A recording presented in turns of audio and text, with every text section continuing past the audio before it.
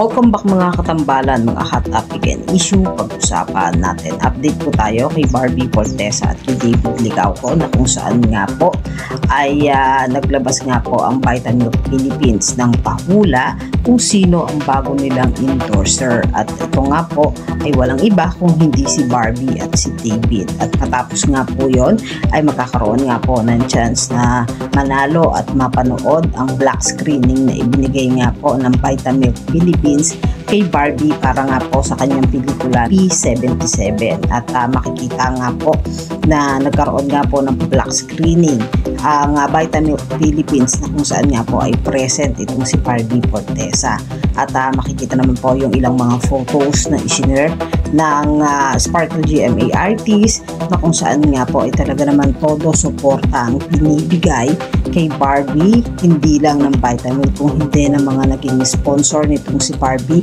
para po doon sa black screening ng kanyang pelikula na talaga namang full support ang mga endorser nitong si Barbie Fortesa.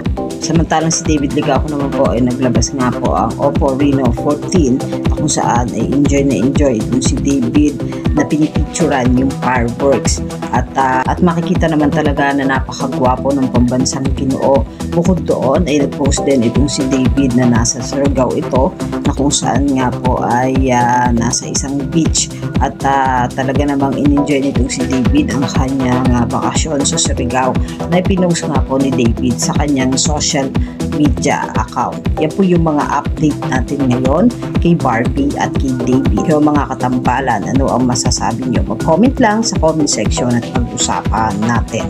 Yan ang mga hot topic and issue dito lamang sa Tambalang JK.